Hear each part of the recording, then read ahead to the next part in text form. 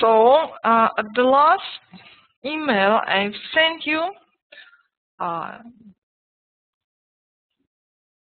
the presentation for all topics. I hope you already got it and you have reviewed some of them, which is the earliest one, the first one, right?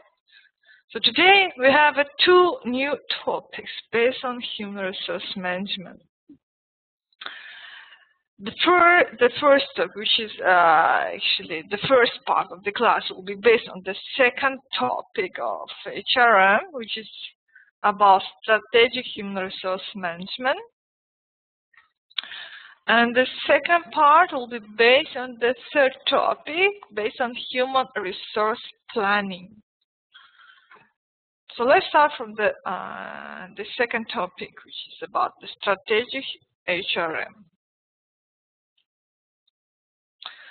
So we are going to study about the strategic human resource management, the role of HRM in the business strategy, and the strategy of the HRM in the business. When we say in the business, that means in the company. So we are going to link the human resource management and the business strategy.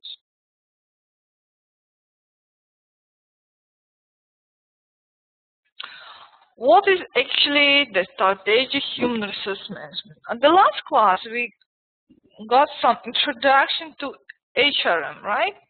But today we are going to study about how human resource management can be strategic thinking in the company. So the two kind of science acts like a box on steamroll. They argue that there is no need to prove the relationship between the company and the labor management, the company performance and the labor management, because they have actually they have a quality of human resource management is a critical influence to the performance of the company. That means they say that we have a link between the employee management, how we manage the people in the company, and how the company actually performs.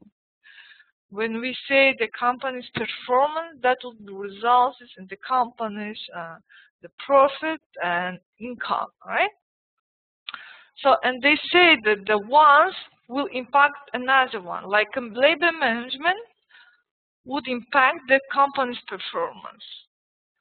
And as well, the company performance is actually depends on the labor management, right? So that means how we manage the people, the company goes in that way, right?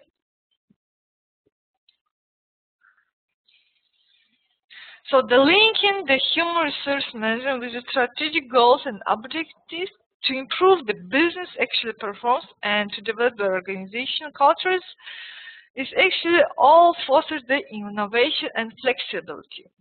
That means when we link the two main parts of the business, like the labor management and the company strategies performance, this will be a result in the company's innovation and flexibility.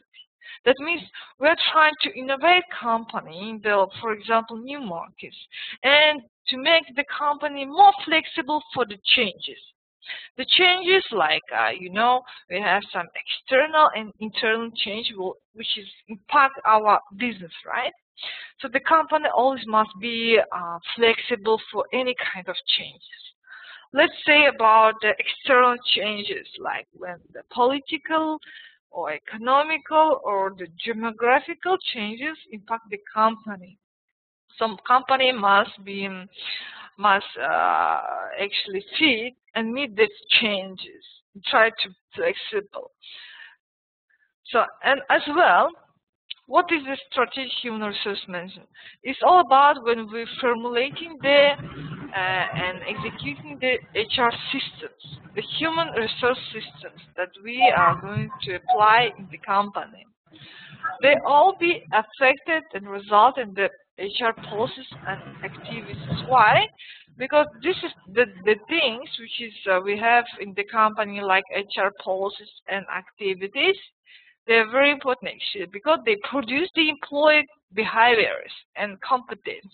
How actually the people work in the company, in which behavior they work, under which rules and conditions. And that's all we need to achieve the company's the goals and the aims that we have, right? So I want to say you that it's very important when in the company we have some strategic human resource management, that we are actually managing people in a strategic way. We have a plan, we have a goals, and these strategic plans must be met with a company strategy, right? With the company's main strategy. So about this we're going to study in the latest slides. So let me show you.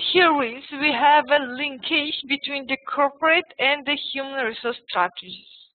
So that how we can link the company strategy with the human resource strategies. This is source adopted by from the Gary Dessler 2003. So I want to show you this. The first of all, so we have the company like strategic some situation, right? We are going to apply some strategy. So the company's internal strengths and weaknesses will be included in our strategy, because first we have make some analysis about the company's strengths and weaknesses, how we can apply our strengths to make and achieve our strategy, right? Next one is like the company's competitive environment also will be affected in the strategy, like what we have like economical, political, demographical trends, as well like a technological and competence in the market. All these trends will be resulted in our strategy. This is like, let's say, the conditions. Based on those, we are going to create the strategy in the company, right? Then it comes to strategic plan, right? In the strategic plan, in any kind of plan, we have goals, right? The goals we must be achieved. For example, we have some questions, and based on this question, we can make and create the strategic goals. Like, should we expand it geographically? Or we might have a cut cost to increase the profits. Or we might need to diversify, which means diversify our employees in the market. So, and there is a link comes to the HR strategy.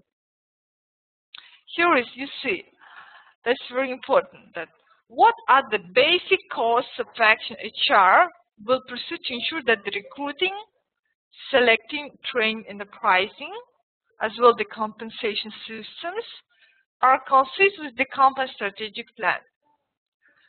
Here is the basic linkage between the company's strategic plan with the HR strategic plan. Like what the HR management, HR department should do to reach the strategic goals of the overall companies. How we can, like for example, the recruiting, selecting all these training programs and systems, how we can then change and informal to achieve the main strategic plans. Any idea of you? I want to hear from you any ideas between the linkage. The question is, what you can offer from the HR management to achieve the strategic plans, like let's say about the expanded geographically.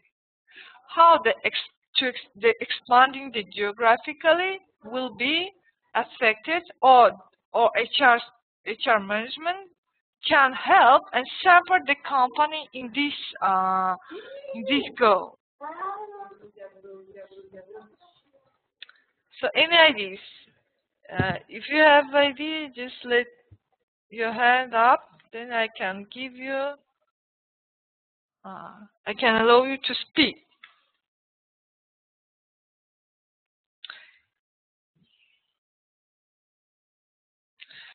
Okay, I have some ideas about the recruiting, right?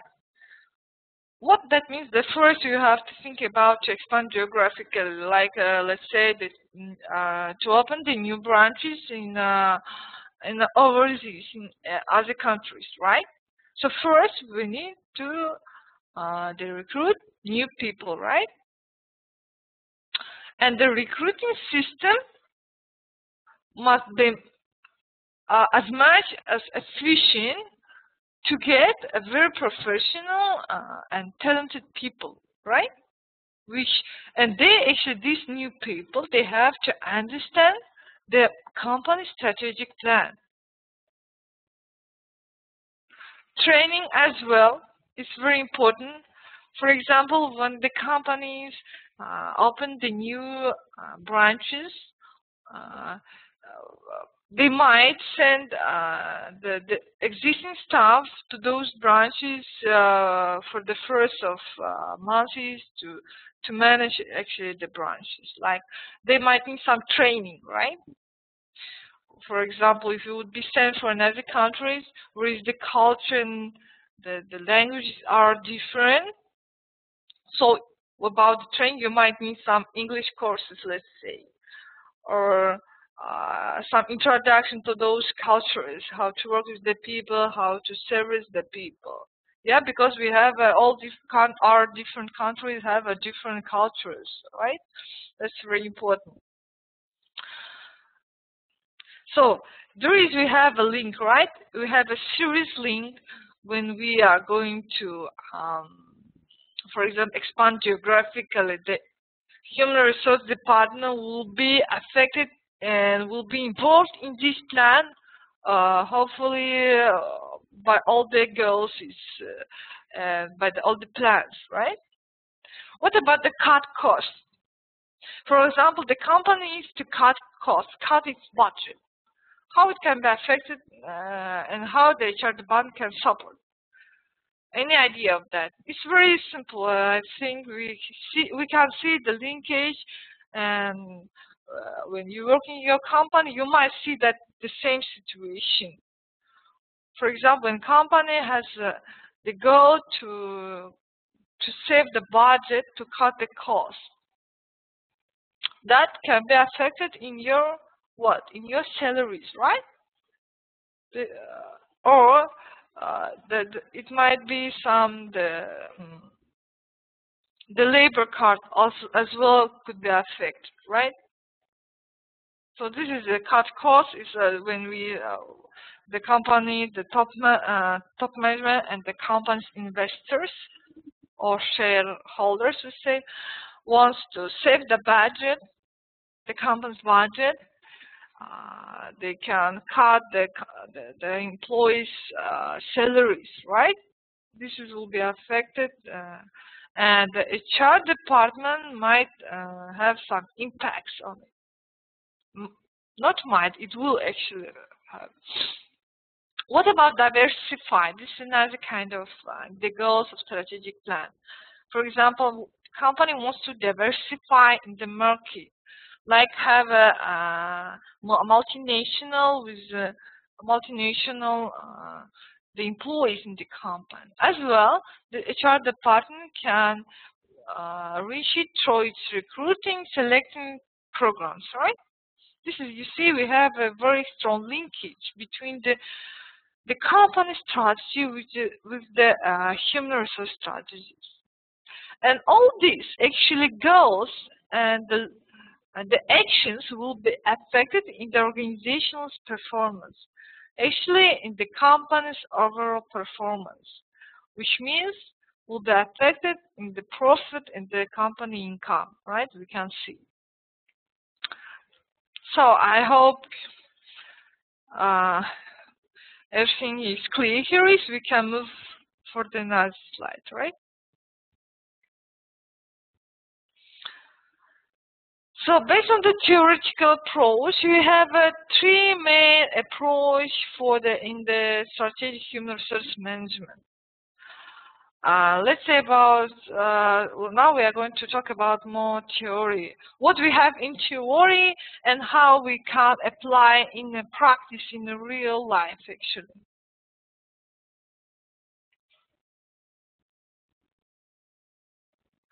Okay, I have some idea from Mr. Nasrat. He says that over the performance, this should be linked to the company objectives. Right, of course. The company objectives, its goals, its aims, of course, it will be linked with the performance. That means the people which is working the company, they must know the company's plan, the company main strategy and its goals.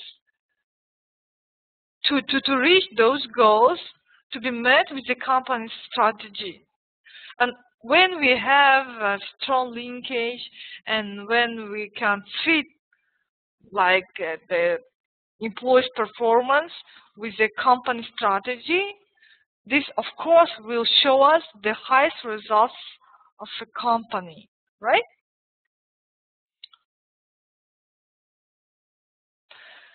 So right now we are going to see some theoretical approach of the strategic human resource management and how this theoretic theory we actually can apply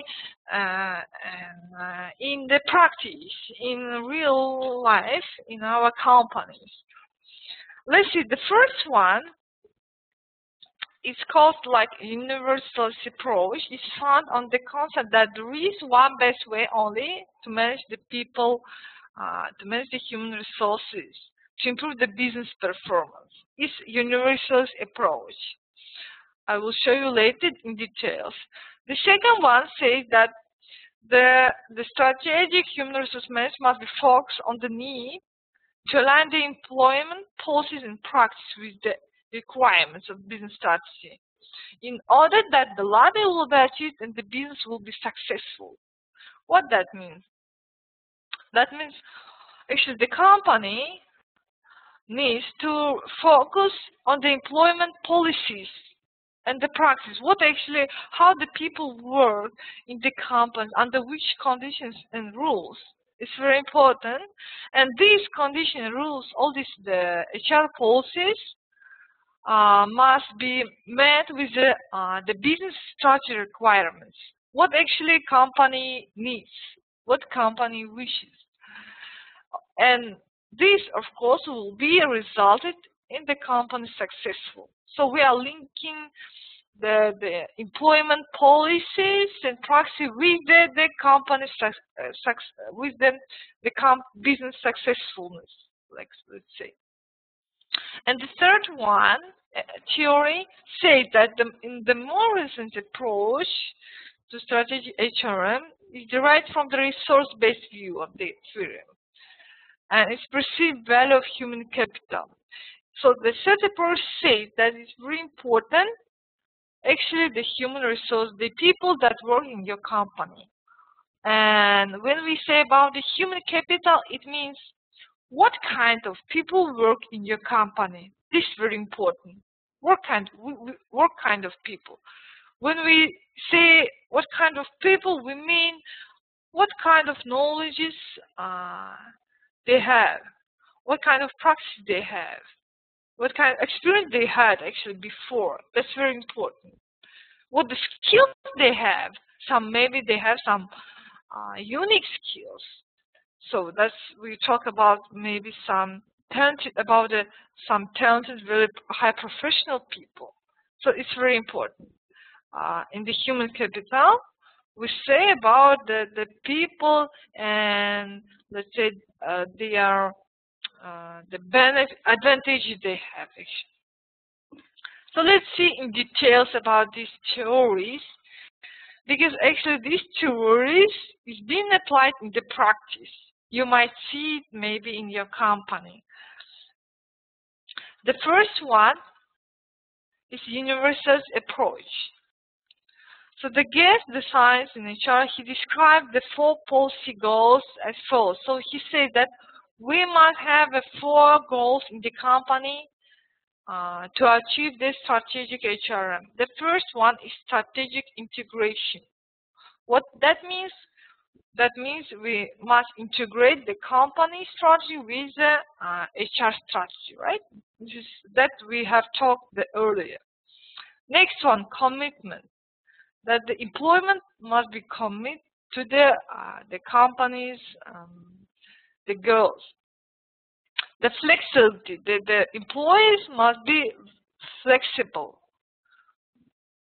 for any kind of changes. And the quality, that let's say we must have some quality employees, which means the company needs to have a quality staff. So Gabe sees this goals as a package. He says that all must be in the package to apply in the company, and only to be achieved to create some very good, high desired organization outcomes. So which is actually the high job performance, problem solving, the changes, innovation, and cost effectiveness, as well like a low employee turnover, absence, and grievance. So this is the main results which will be derived from the 4 policy goals, like strategic integration, commitment, flexibility, and quality. These 4 goals will, if we apply these 4 goals in our company, in our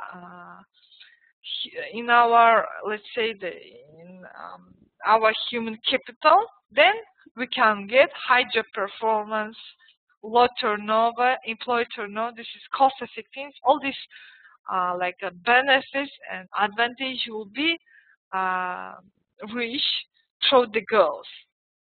So I think you already understand. You might have some same policy goals in your companies, which is trying to apply this theory, this universal approach. So if you're clear, we can move for the next theory. It's called the fit or contingency approach. Okay, I have some questions. Let me go back about.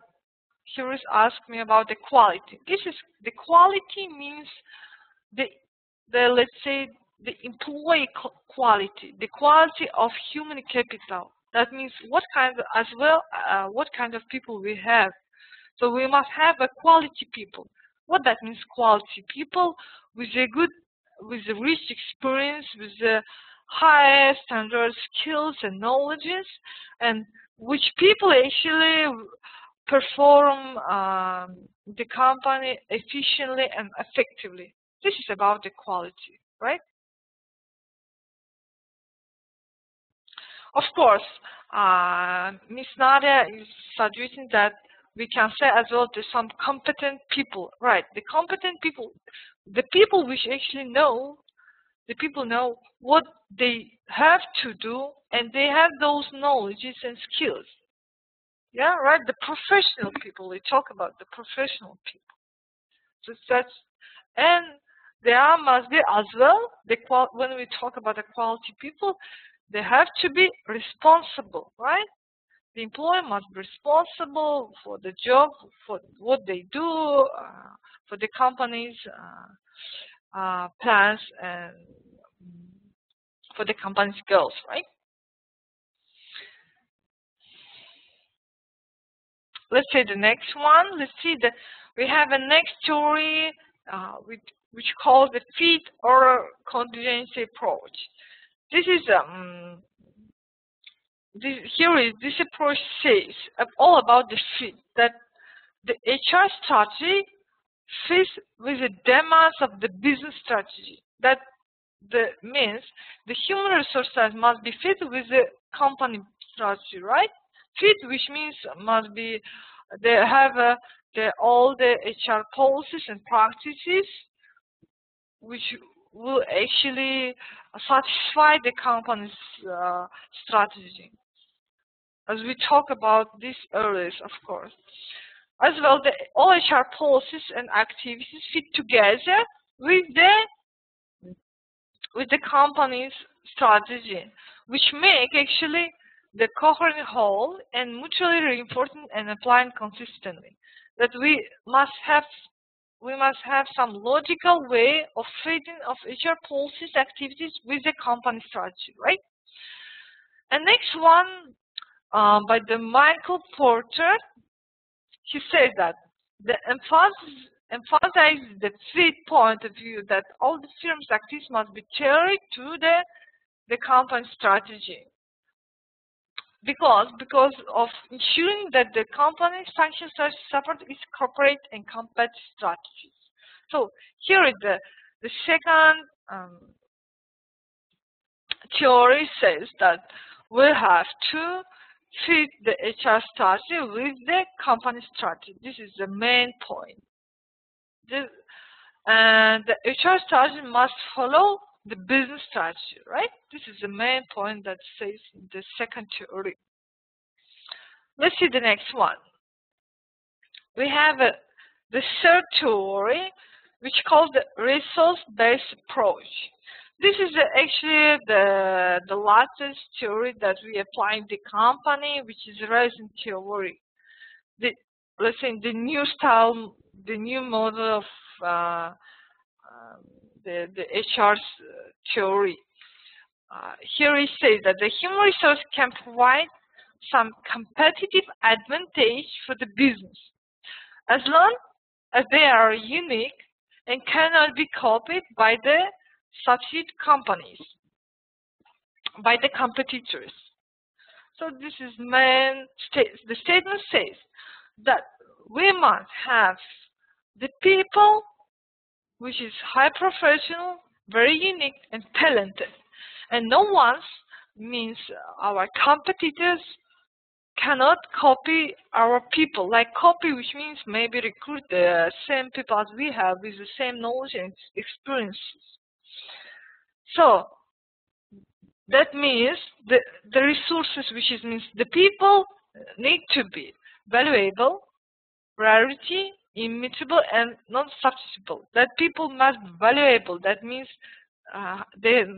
we must have a high valuable people.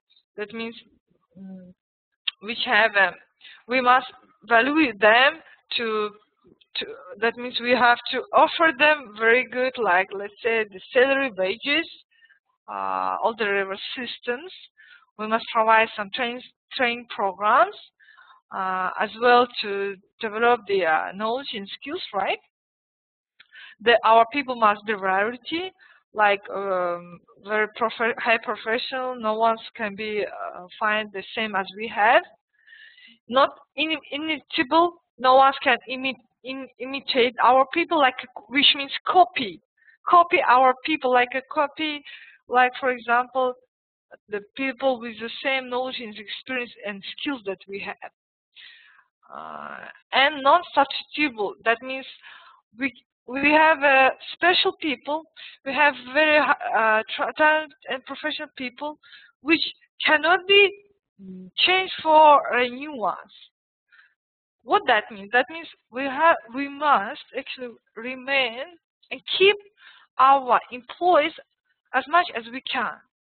If we have a very good, talented people, why we should love them? We must try to offer them let's say all the rewards for all the salaries, let's say all the working conditions that actually they need for. This is very important. This approach has been the recent approach that's been applied in the companies. For example, nowadays most companies they recruit people with multi skills, right? Which, for example, the people which know have different languages, foreign languages, which has the skills like high computer in the computer they know some special computer programs, knowledge programs as well. They have experience very rich, maybe for 5 to 10 years with experience in the specific background and the market. This is all important. that we cannot lose professional people, because this is people, they bring very good results to the company, right? So that means the company must value those people and to keep and make them loyal to the company, make the employees more loyal, which means to increase the loyalty by the different programs. So we can increase by the rewards programs, by the training, learning programs, right? All about these advantages we are going to study later, like in the topic about the reward systems, how we can keep the employee and increase their performance. So next, let's see. So we have seen the three theories in HR strategic in strategic human resource management that we can apply in the practice. And actually, we can see in our company that maybe the combination of these theories being applied in your company already, right? So, or you might get something new from these theories that might be adopted and applied in the practice. Okay, in the next one, I want to show you the figure 2 shows you a model of human resources as a source of sustained competitive advantage. So here is the source. It's been adopted from the Wright, Macon, and the Williams. What actually this model shows? As before we have talked about the competitive advantage, we talk about that the people that work in the company, or let's say our staff or employee, we can give different synonyms, right? They are actually our human resource, right? And we can make them as our competitive advantage. I'm not sure, do you have strategic management, the major right now, or you had before? So you might study about the competitive advantages, the company's competitive advantages, what it can be. You know, is that there's different advantages can be, like how company can compete with the competitors. Let's say, for example, based on the price, right? Price for products.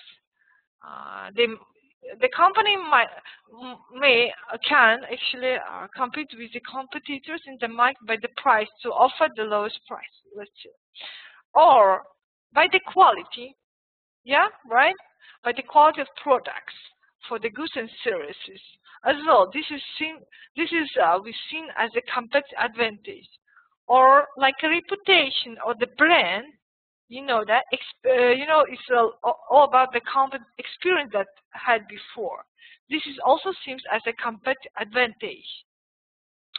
And today in the human resource management, we can say that the people that the employees work in the company as well can be as a competitive advantage, right? If we are recruiting, selecting the people by their high performance, high professionalism, with rich experiences and multi-skills, these people are unique, right? Very talented. We have to keep them, and these people actually, when they work, they are highly responsible for the company. They actually, their results will be affected in the company's performance, like in the profits and sales and income, all the results we have talked in the financial management, you know, right? So today people are very important when we can use them and let's say we can make them as a competitive advantage. Okay, I have here is very interesting idea that says that the people, yeah, they can be advantage as long as they are unique. Yeah, unique, which means we talk about the high professionalism, we talk about the multi-skills and good knowledges and so on, right? But to develop people. If we want to keep the people, we must try to develop them. We have to offer all the learning and training programs, right? To go with the time, to be in trends actually. This is very important. That here is the HR department is responsible for this training and learning programs. For actually the employee development. It's responsible for development.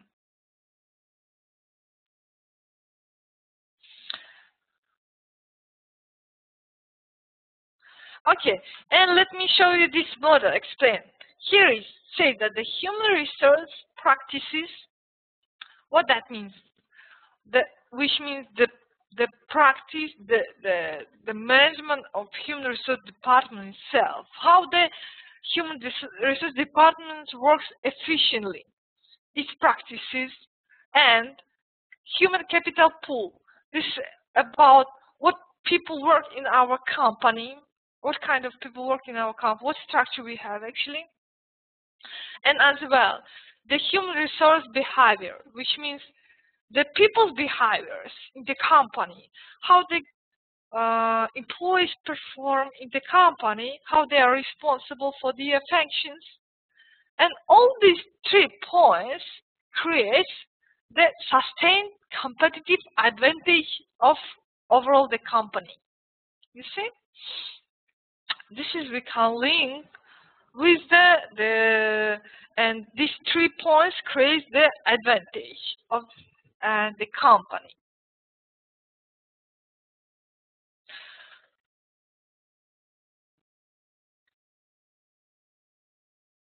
Okay, and I have some question about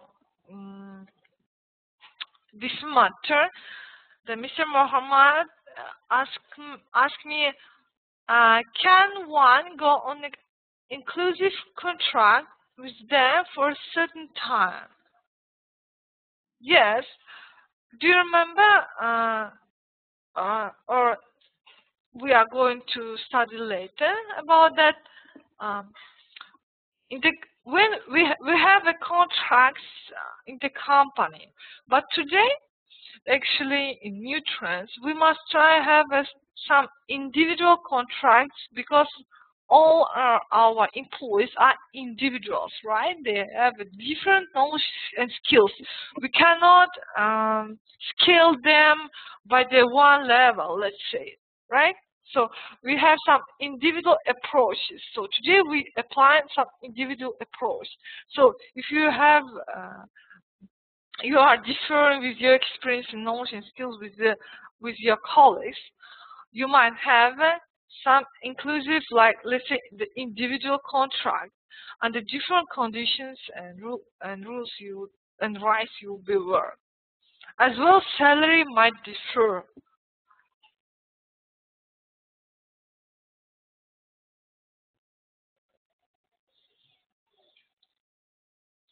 So that's we can see.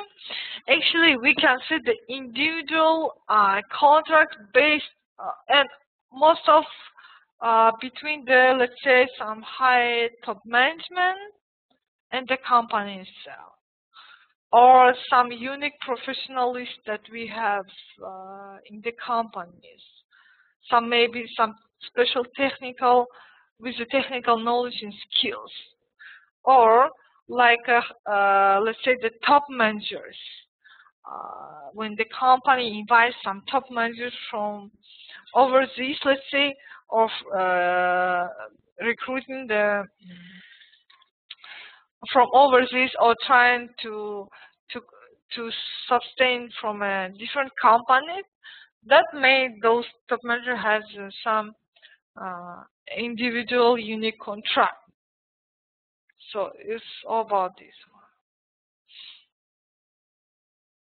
So it depends on you, what kind of knowledge and skills experience you have at the moment.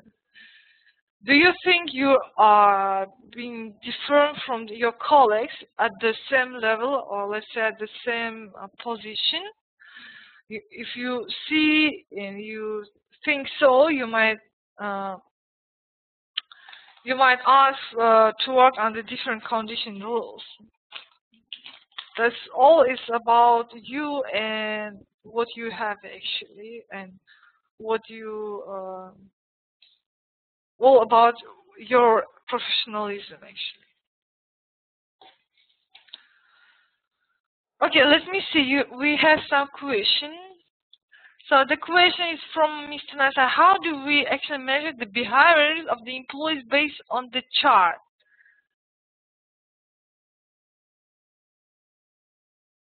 So let me say first one. This is a model which shows you how we can make the people as competitive advantage. It applies for all the employees that we have in the company.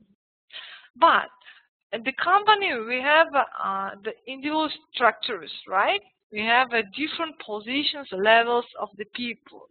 So we create special appraisal system for the different levels, let's say like a top manager or executives or just a normal specialist. So we and as well, based on the experience and actually the functions, what they do actually every day in routines, as well we have in the system, the market or scores the system.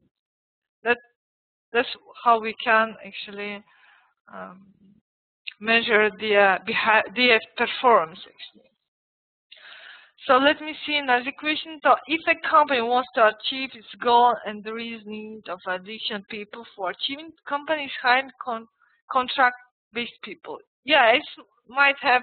It's all about when the company have some temporal project, let's say.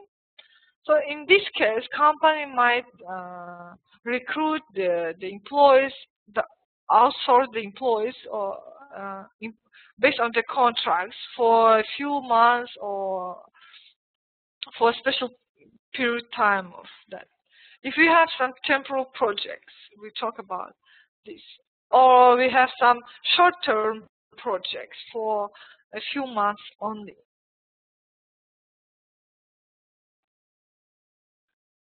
Okay, I have some question. What I mean about the behavior? Okay, we talk about the human resource behavior. Behavior means how do you work actually in the company, the employees' behavior, how they perform, how they are responsible, how they are competent. This is all behavior. Let's say this is employees' performance, the behaviors. Do the employees are competitive? Let's say competent. Are they responsible for their functions, for their job itself, for the project they have, for the company itself? They are trying to develop, trying to get a new knowledge and skills. This is all behavior. How you actually work in the company, in which way? How do you see yourself in the company, with the company, let's say, with the company. So let's move for the next one. So I hope here is clear, right? So we are making our human resources as the sustained competitive advantage of the company. So next one, here is I have another. Let's see the plans actually. How we can translate the HR strategy into the HR policies and practices.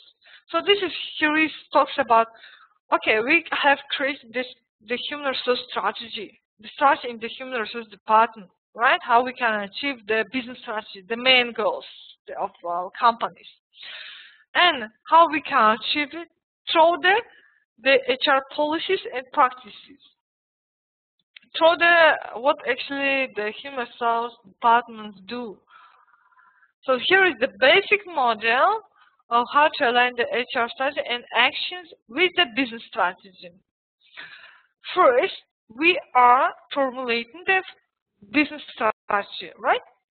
This is the main question comes with what are the strategic goals of the business? So we have to answer for this question. What are our strategic goals? And to create our business strategy, right? Next one, we identify the workforce requirements. What that means, what kind of people we need to have to reach the strategic goals, which means what employee competence and behaviors must HR deliver to enable the business to reach its goals. That means what kind of people we have to hire or recruit, or how we should train them to reach our goals, right? Next one comes with the formulate the HR strategic policy activities, which HR strategy and process will enable HR to produce this employees' competence in behaviors. So here is we have to create the HR policies and activities. What that means, HR policies? Policies, we talk about what kind of contracts we must have in our company between the employees and the company itself.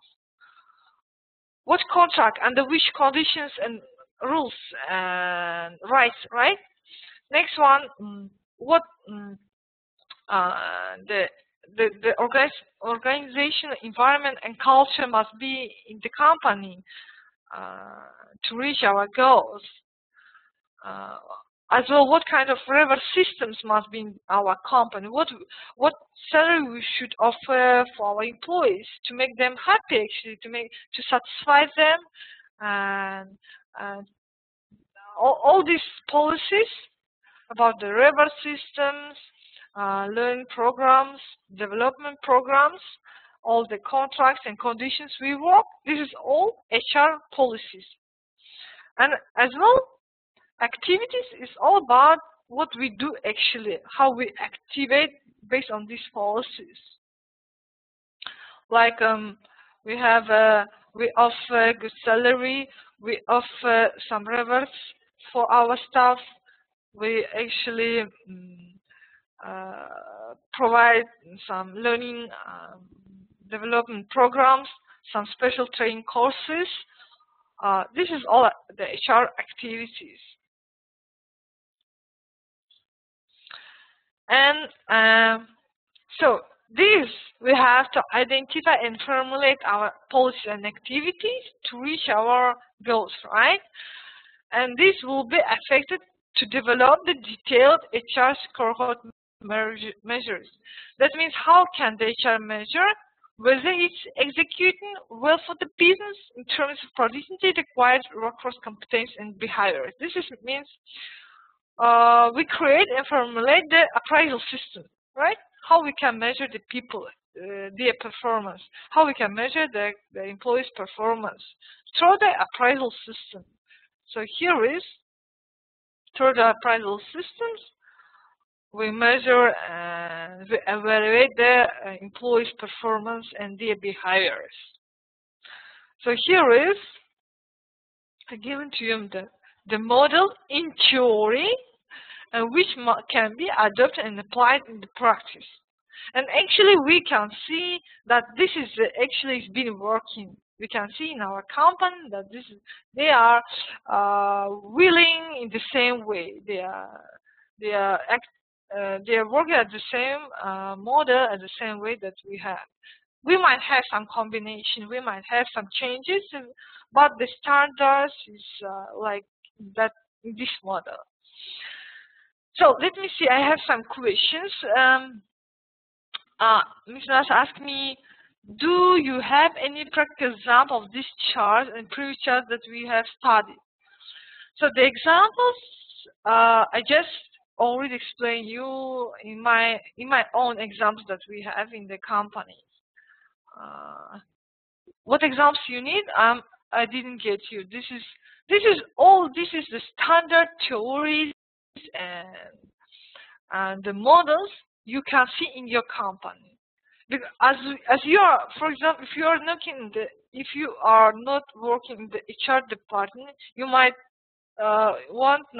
you don't know what's actually how the HR department perform, right? You might know their plans, what the system they have. But if you are just analyze overall, and maybe ask your HR staff how they perform. Does they have a linkage with the business strategy and so on? Of course they are. This is because this is actually this conversation, discussions we have between the top management and the HR department. So between these two departments, they have all these practices, and that's why. And next one. So we have question. So regarding this chart, first we have to identify the workforce requirement, then formulate the actives. Right?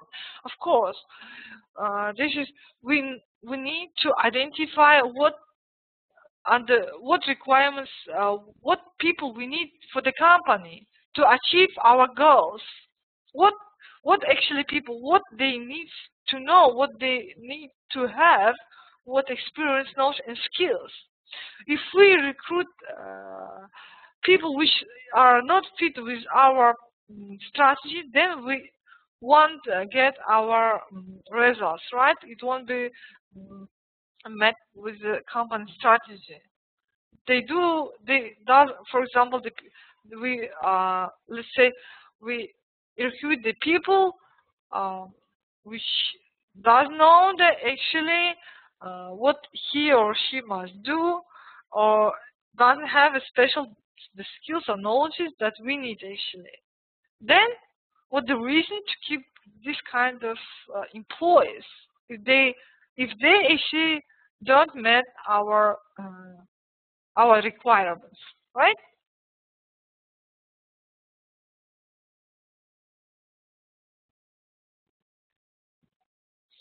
So first,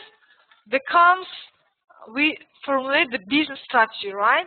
This is first of all comes with the business strategy. Overall, what the company needs, what kind of strategic plan company have, its goals and objectives.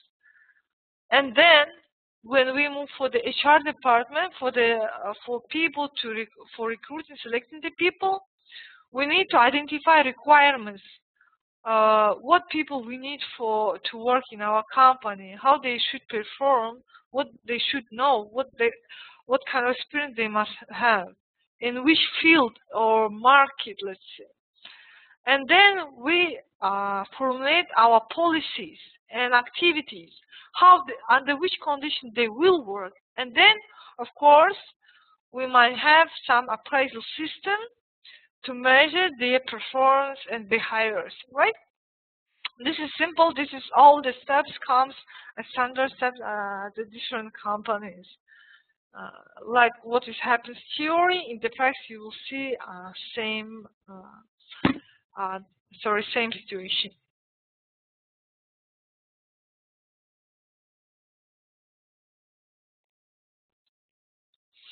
So of course these steps not include all the detailed actions that we must do, but in this model you can see the main points.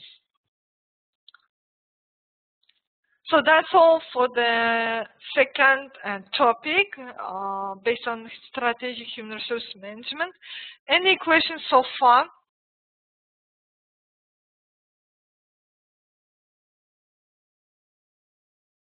Okay, I have some questions from Mr. Nasrat. He asked me about the linking the corporate and HR strategy based this chart. What do you mean? Sorry. Okay, first of all, the chart about when we are linking the corporate strategy with the human strategy is we are going to show the linkage and what interaction they must have. But in this chart, this is about how we can translate the HR strategy into the HR policy and practices.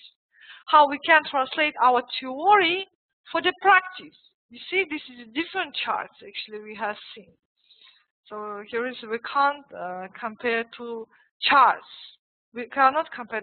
The first chart was about the linkage of a business strategy with a human resource strategy, right?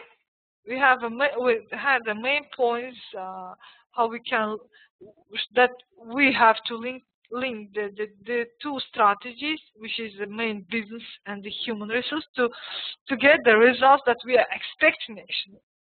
But this chart shows you how we can translate. Then when we have formulated our HR strategy, how we can translate into the HR policy and practices, into actually activities. This comes from this step, as you can see, from this. This is about not the linkage, it's about translating the one to another, the theory to practice, let's say.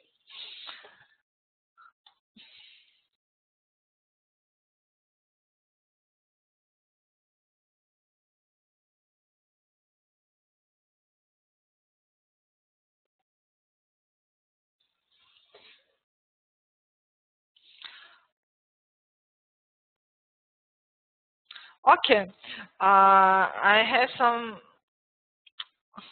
proposal.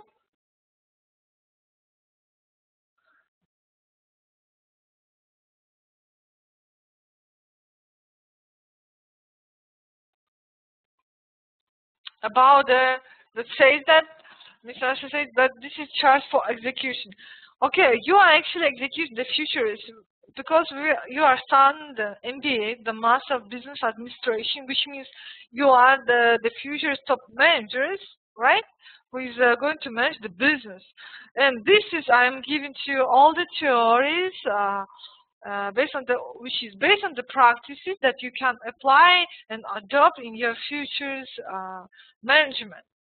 Of course, at the moment, some of you might not at the top manager or execution level, but we are developing and trying to be as well, to be as the managers. And here is all these programs at the MBA is given to you to manage the business, and human resource management managers wants to learn you, teach you, and explain how you can manage your business through the people, through the employees. As well, the answer for your question about how we can actually achieve our strategic goals, here it says that you can achieve your strategic goals through the people, through the employees that we have studied earlier. If you have a question how we actually at the overall can achieve our strategic goals, this will be depend on your strategic management manager. But in human resource management, we talk about the people, about only human resources, and how we can achieve the business strategy through the employees, which means our staff, right? That's why.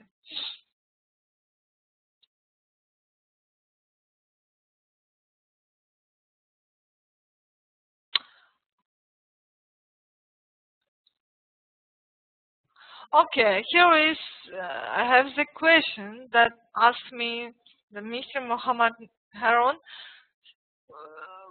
asked about the questions, which says that why we need the HR is to do a function for a company that is already created. Okay, we have a two situation, right? The startup company and already existing company. In the startup company, you need the HR, the HR department or HR management to recruit, select, and train the people, right? To start the business, to run the business.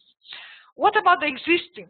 In the existing, it's very important as well because the market changes, the people are changing geographically, and we might diversify, and we must have a very good, high professional, efficiently HR managers, which applies the effective appraisal systems, recruiting, selecting systems, all the training programs. Because of people, how the people perform, this exactly will be resulted in the company's profits, in the company's sales, in the company's main financial results. So here is very high linkage. You might ask this question, maybe you won't have experiences how the HR department perform, or it might be in the previous or in the existing companies, the HR department works just like as makes its routine and functions. But today, HR department is more strategic and linking with the top management and directly have, let's say, responsible for the CEO and for the shareholders. It's very important. So that's why we have this manager and why it's very important for you as for the future managers. Because let's say you are a manager, top manager. What that means? That means you know and you have ability and skills how to manage people. And in this manager in HRM, human resource management, we talk about how you can actually impact on people, how you can manage people. You see, it's very important. For the top managers, the main points, it's not to know have like all the knowledge in the world and have some let's say the unique experience, all about how you can manage the people, which way you can manage the people. Actually, you can manage the people. You are a leader, like the people where is the people following you, following your minds, your goals, your thoughts. Actually, you see, it's very important as well as your the rest of the parts in your companies as well. If we talk about the study, the rest of majors you have at MBA study. Okay.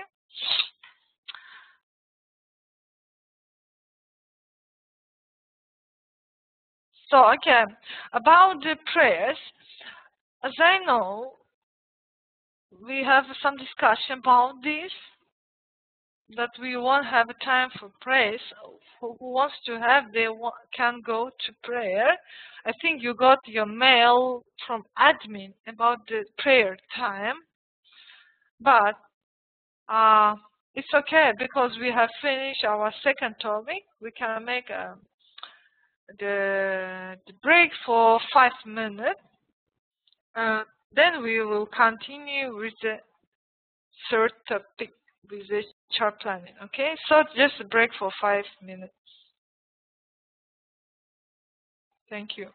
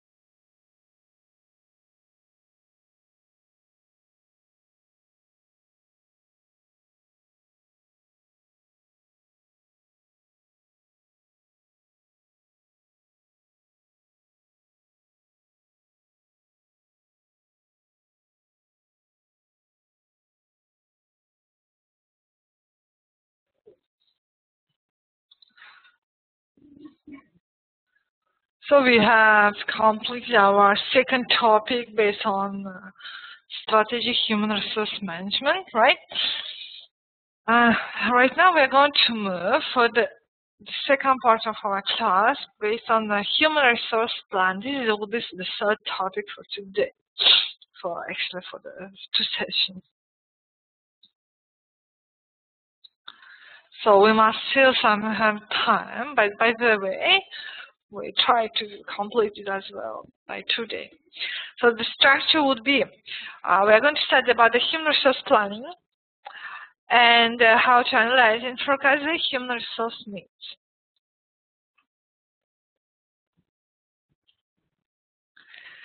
So here is given to you the statement. Decision story to scientists identify the human resource plan as the one of the basic building blocks of a more strategic approach. That they say that we can use the human resource planning as a strategic approach in our company. What that means? The first, let me show you. Here is the statement say the human resource plan. What is it actually? That means we are planning. We are planning the human resources. We are planning the human resources and employees in the company. That means we have a plan how much, how many, what kind of people we should have in our company. That means the manpower planning, which means the employee planning system. The very interesting statement you might see made in the different HR books say that the right number of the right employees in the right place must be at the right time. That means we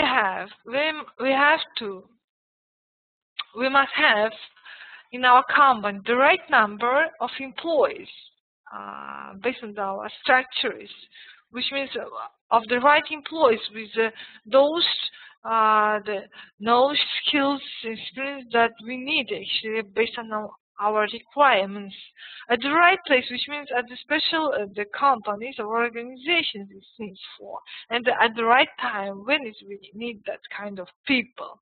It's very important when we recruiting the people, the right people at the right time people.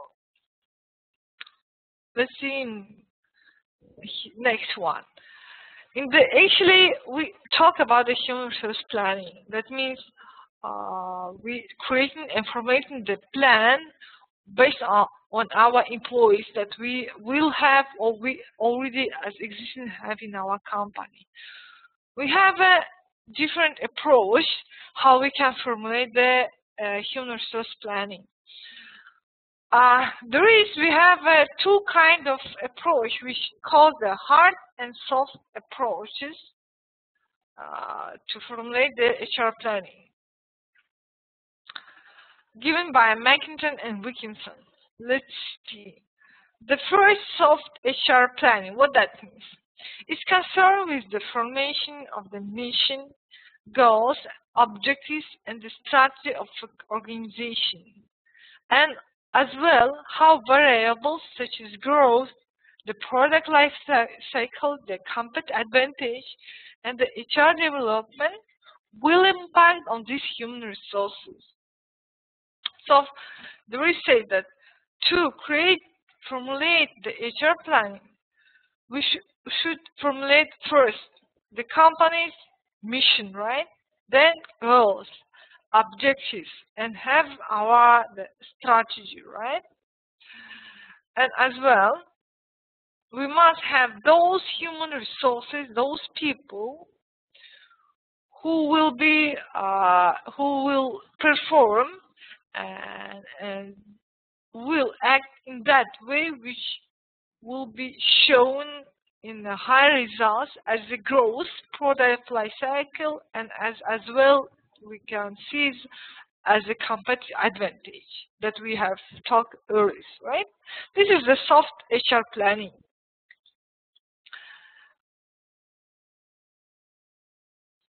As well, the soft HR plan, it involves the assessment of 4 categories that we have. And these categories, they are very close to the main questions of any organization. The first, define where the company is. So to make a plan, actually, to formulate the plan, we must answer for this question. Where is the company is now? Where is our company is now? What kind of results in what market niche our company is actually? Next one, we define where it wants to be in the future. Our planning, yeah, right? Our willingness, what we want to be, where we want to be in the future, what kind of results we expecting in the future. Next one, we analyzing the external environment, influence and trends. We're actually analyzing the market, the environment that we have in the market, our competitors. We analyze our competitors, right? How it's actually all there will influence our company, and we are analyzing and trends like innovations and so on. After that, we are formulating the plans to implement the necessary changes, right? So after making the analysis of our existing place, our existing situation, and the expecting the future planning, we have to make the changes in the company if we need so. Of course, the most of the company, you know that the change happens every day. The company will be best of way if company will be flexible and reflect on those changes.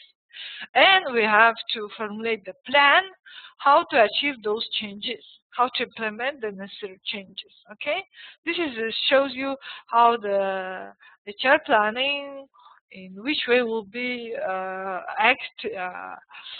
actually in the soft HR planning, how it acts actually at any time. This depends. Can be applied for the existing company as well for the startup company. It's never mind how one company works, because the changes happens every day, right? Every hour changes happens.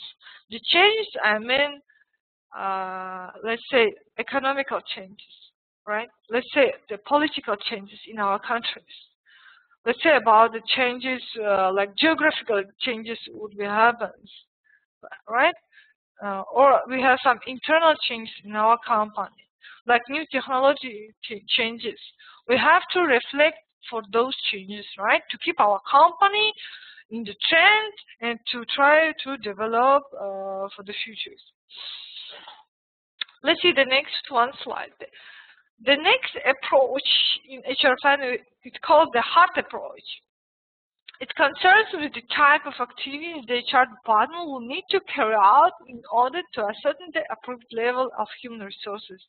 It's all about the activities, what company must do to achieve all the change and that happens, and after that, the soft approach. Here is, let's see, what it involves actually. The forecasting the number of employees that will be required in the future to support the demand of the organization, products, and services. It includes the assistance of internal and external supply of human resources. So the main point is the forecasting the number of employees that we'll need for the future. That, for example, if we are planning to expand geographically and diversify, we must forecast what the number of and what kind of number, what people we need in the future, right? That's very important as well. Next one, we analyze how the current employees being utilized through the organization and how they are actually impact on the demands. That as well. The second point, we analyze our existing employees actually. We evaluate them, what they are actually, how they perform, what knowledge skills they have, and how we can use these employees in the most efficient way to get the highest results, right? And as well, this must be impacted on the demands, what we need in the future. That means all employees that we have in the company must be in developing process always. Next one, we monitoring and reviewing the recurrent HR plans with actual practice and facilitating admins to plans if necessary. That means as well, it's always like when we have a plan, when we move this plan, the plan will be in act, like it's acting the plan. We have to monitor and review how the plan is going on, how the activities going on, does they met with our plans, does our theory like HR plan will be met with our practice actually in the real life what we do actually. So in this case, if we have some differences, we might change our actions or our plans. The first of all comes with the actions, because the action must follow our plans, right? So this is the main the functions of HR planning in a hard way. So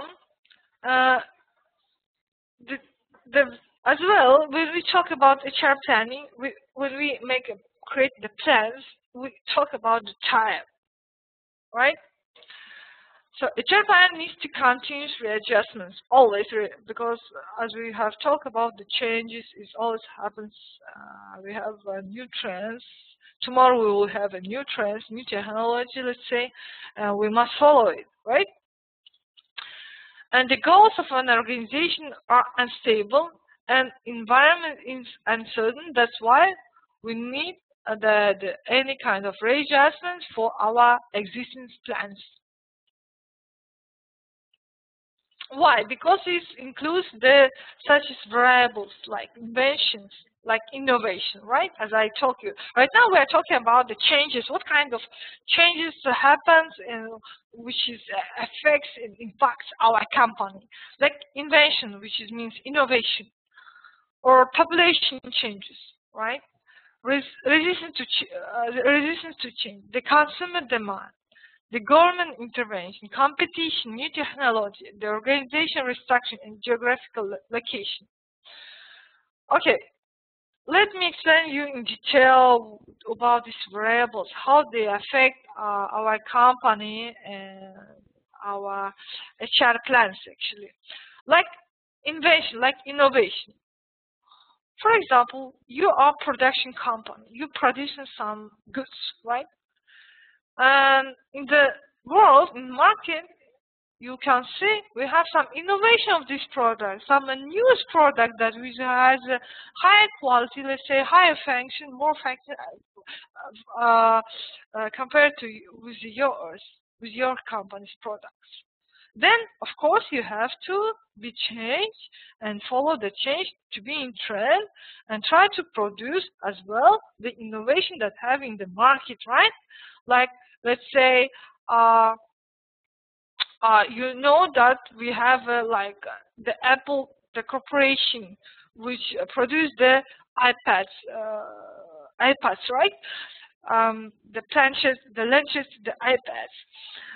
And at the moment, first of all, was some innovation, right? You remember that time? It was innovation in the market. We had a higher price for iPads and so on. But at the moment, a lot of the rest of companies like Samsung, a lot of Chinese companies, they are copying and they are producing some substitutes for this iPad, right? This is what that means. In the HR planning, we have to met all the trends, the innovation that we have. This affects your companies. If you produce some old products, no one will be buy because there is more newest, more the highest models with the highest quality, functions, and so on. That is more brings more benefits for the customers, right? This is the simple thing that we have to know and we have to follow. Another one, let's say population changes. population change. What is it about? Like, let's say in some countries we have like demographically we have more women than the men. Like the girls are born more often than the boys, let's say.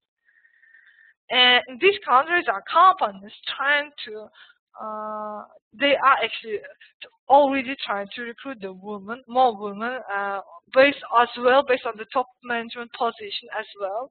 This we can see, and as well meeting the changes. Maybe a special condition and rules will be applied for women than the men when they work in the company.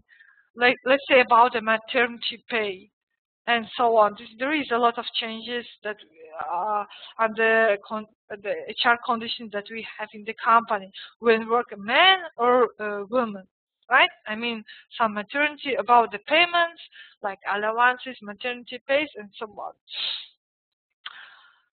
And as well, like consumer demand, this is very interesting point.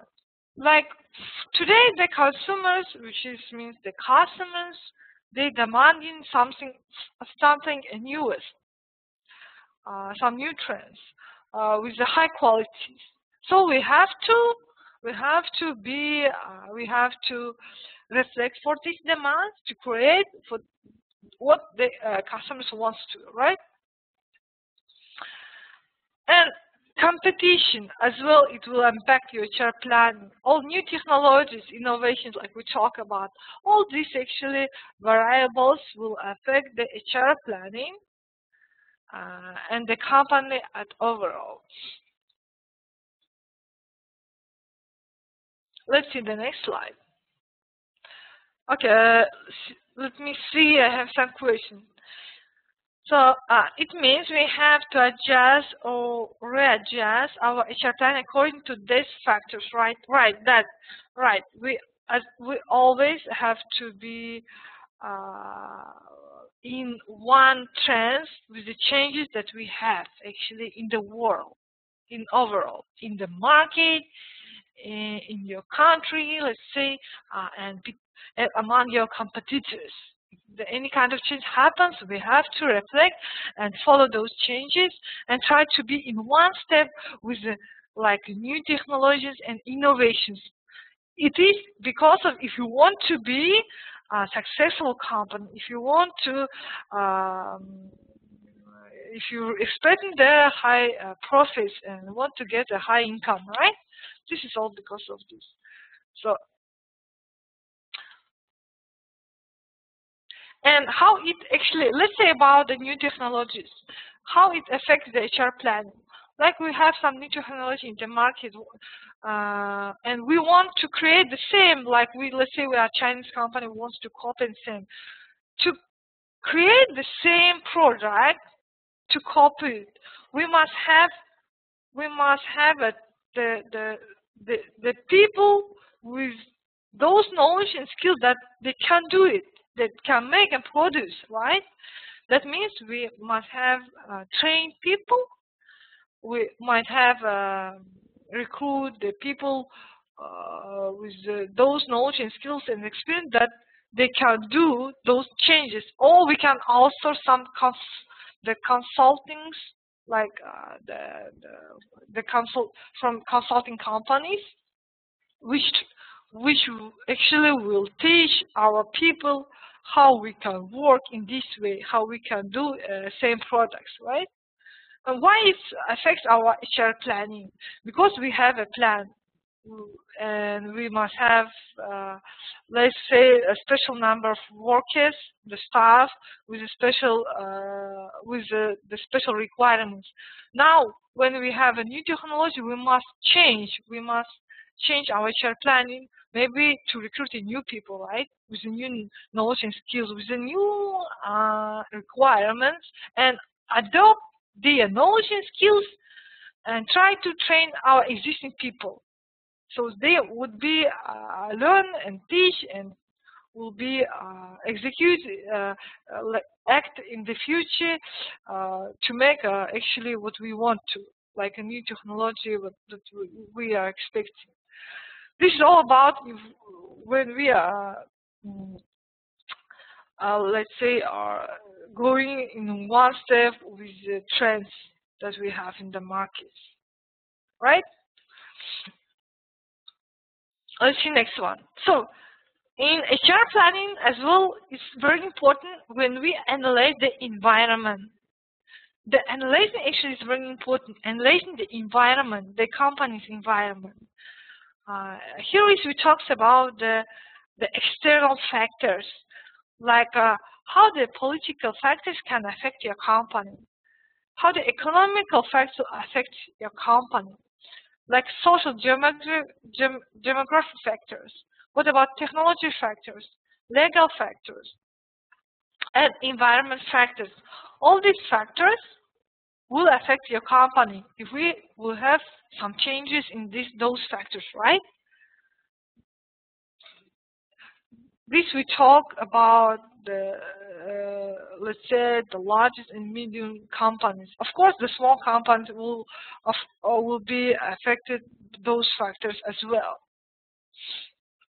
Like economical factors, if we have some financial crisis or some, let's say, the crisis that we had before in 2007, or we were going to have a second of level of financial crisis, that of course affects your company, right? So it's very important, and when we analyze the environment that we work in, our market, our environment, our all the factors which affect our business, our results, like profits, income, and sales. So actually, if you would like to know what kind of environment trends happens in the world, here is given to you some sources of information where you can get. This is also based on European journals and books. Like if you want to know and get information about the social trends, here is given to you some journals like census information, say PD journals, news media, social trends like General Health Survey, some employment gazette, local papers.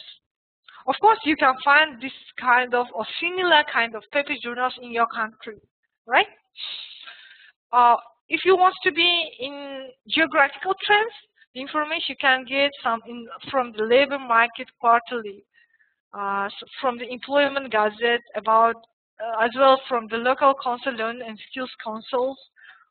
From these sources, you will get the information about demographic trends, about the demographic changes. What about the political and legalizations? All our news media, right? You know, the processing of European Parliament is all about European trends. If it's based on the British books, so here is given to you examples based on the British journals and books. But you have your own journal, gazettes, all the sources where you can get the environment trends, yeah? Like industrial and technological, for example, some special journals like Employment Digest or Financial Times. What about the competitors? If you want to get the information about your competitors, about their trends, first of all, you can get it from the annual reports. You remember we have studied in the financial management like income statement, balance sheet, profit and loss statement. This is all the reports, like huge companies, they publish in the journals and the gazette or in their own websites. So about the trends you can get from this information if you know how to analyze the reports based on the just the figures and lines. And the next one, of course, is talk to them, which means just talk to your competitors about the trends. You can be as a partner or as a customer of those competitors, depends on you. Okay, let me see. I have some questions. What is the point of doing the past analysis in HR time when we do it while making the company strategy? Okay, right now we are talking about HR planning. About the HR strategy we have taught in the second topic, right? Right now you must be confused. We are already starting a new topic about the HR planning. Of course, when we do past analysis, like this is external, the analysis based on the external factors, they will affect your HR planning. As I talked about, you like a demographical factors. For example, you want to recruit young people. Let's say you have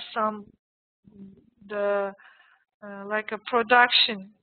What about if demographical factor will be changed, like we have less newborns, less younger peoples, then how you can, that will be difficult to recruit the old people. They won't be perform as the young one if you need some manpower, let's say. Like a technological factor, as I told you about the innovations, when we have some innovation in the market. Of course, this will affect your HR planning. Of course, it affects your, first of all, your business, then it comes to the HR planning. And this, when we are trying to formulate the planning and the strategy, we have to make the analysis, right? You know that based on the strategic management manager, we have external analysis and internal analysis. You know that we have external analysis, which calls PEST or PESTL, like here is given to you based on the external factors. As well, we have some internal analysis. You know, it's about the competitors, yeah. And we have some SWOT analysis about the strengths, weaknesses, our opportunities, and threats, right? This all analysis, when you do in the right way, they help you to create the coherent HR department, to create the coherent HR, human resources, actually, the employees in your company. Okay, let me see the next question. That's all. Let's see the next one. So right now we are talking about the HR planning. What it should include, what kind of planning we have, how the factors affect our HR planning, and actually what the period of time our HR planning. That the most of companies we use the long-term HR planning, which has the forecast for about 5 years ahead. So the most of the companies, and actually this is as a recommendation, that we must forecast our human resource for 5 years ahead. Of course, it's as well will be applied for your company at overall. Like we have to forecast our company and its strategy for about 5 years ahead. We must know what will be and what we are going to do in the futures, in the nearest 5 years, right? If you are actually wants to develop and wants to expand and so on.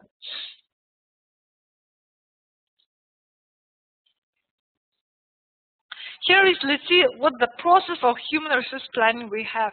Now we talk about the process, what the planning actually includes. The first step in HR plan is a statement of company objectives, right? This is which covers the products, methods, and markets. So we state what kind of objectives we must have in our company. From this, it's derived the demand of labor. Demand of labor, which is then related to the supply of labor and produce the HR planning. Like demand of labor, which means we should know how many what kind of people with what kind of requirements we need to work in our company, to be in our company. And supply of labor is like about when we recruit, selecting the people. Actually, this supply of labor, the recruitment and selecting the processes. Next one is comes with the HR plan that must also include the feedback, so that if the plan cannot be fulfilled, the Condensed Approach may be modified to the feasible in human resource terms. Like it's all about the monitoring and reviewing your plans, right? We can get the feedback, and then we'll see if we need to make any necessary changes based on our human resources, or maybe we have to modify our objectives, the company's objectives. So this is the main process of a human resource planning. Let me show you. Here is I have some the framework of the human resource planning process that we have talked earlier. Okay, here is we start from the company objectives, right? We formulate the company objectives, then we demand the labor for the labor. We identify how many people we need for the company, what kind of people, when we need them, and where, in which office branches, let's say. Then we supply of labor. That means we present the supply minus wastage, external labor market, like we recruit in selecting the people. We can select and recruit the people from external labor market.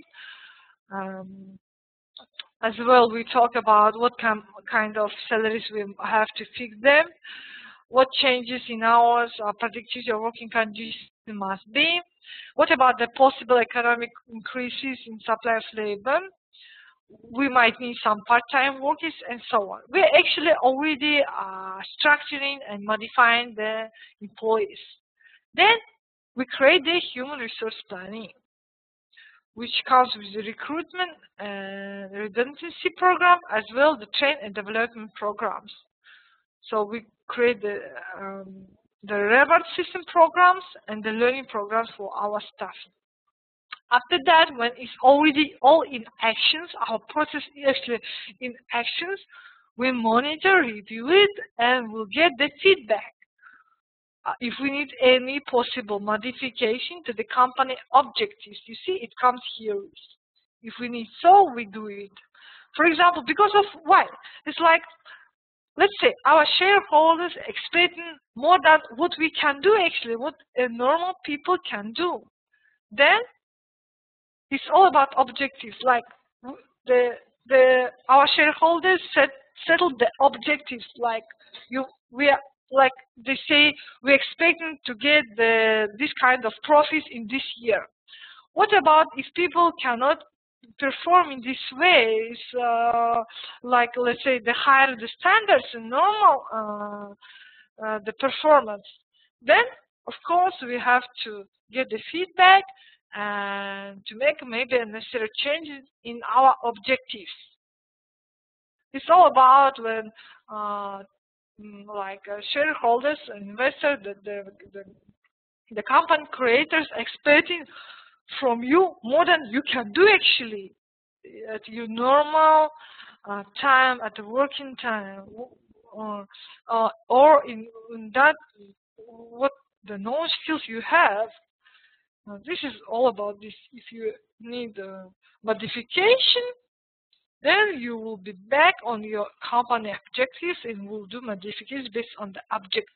Okay?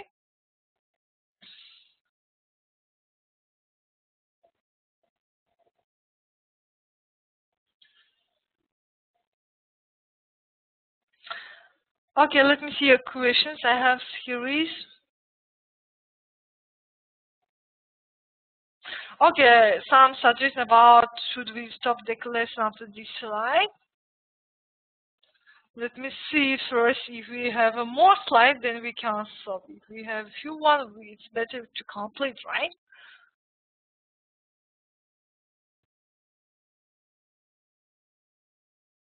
Okay, here is suggesting that the HR plan should be based on HR policy. The first of all, actually the HR policy and the practices, they are based on planning. This is why you might be thinking wrong, because the planning comes first. You do planning, then you act. Then you will act and you will create your HR policy, right? This is you must understand what comes the first one. First planning, then actions, then all actions by the creations, all your policies, all your practices, and so on. Okay? Next one.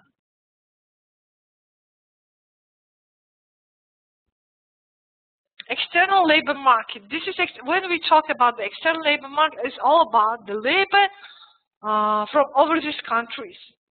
Sometimes we might need to, say, to recruit the people from overseas market.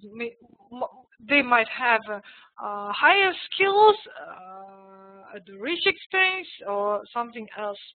Or sometimes, like let's say in developed countries, they often recruit the people from the developing countries, because that will be more like from the economical side will be more budget for them to recruit the people from their local, let's say to recruit the local actually employees, the local people. Sometimes you know that it happens actually in all of the countries. Let me say, just been in vacation for 2 weeks in Italy, and I have seen a lot of the Indian employees at the services, like restaurants, hotels, like in the shops, and so on. Because it might be for those like restaurant shops, for this kind of companies, organizations, there will be more budget for them to recruit the people from overseas. The companies, they can offer lesser salary than for the local Italian, let's say local Italian workers. Let's say like this, you see. They might work at the different conditions, which might be worse or lower than for the local one. This is all about the external labor market. Or we can see different situations. For example, if we work in developing countries, sometimes we need some high professionals from developed countries already, because they have more high standard knowledges and skills and experience as well. Okay, and this is maybe some unique, some technical, the employees like maybe as top managers as well, or some special professionals in your companies. You see, we have two sides of coins about the external labor markets.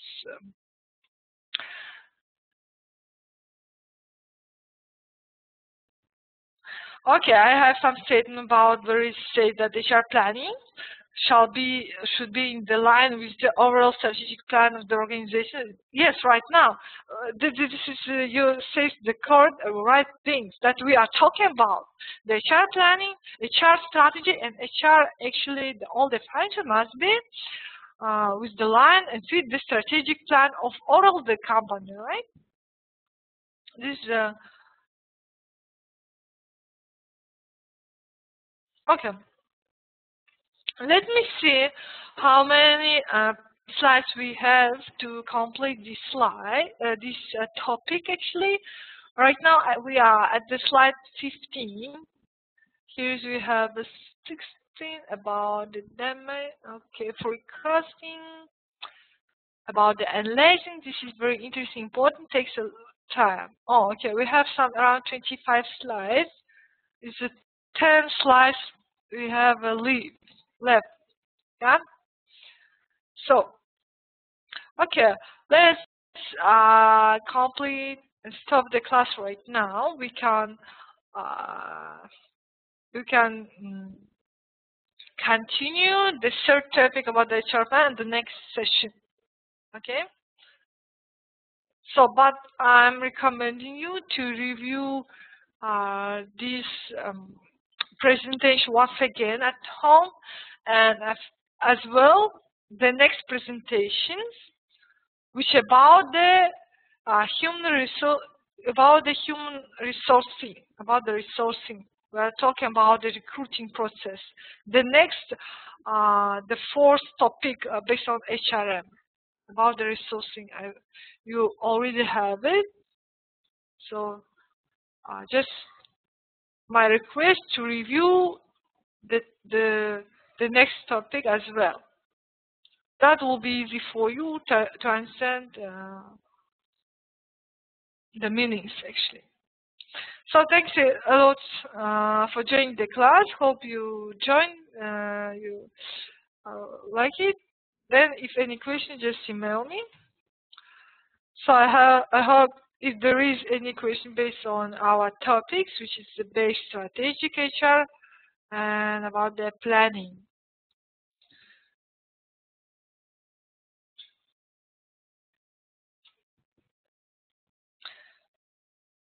So have a good weekend. See you on the next session. Goodbye.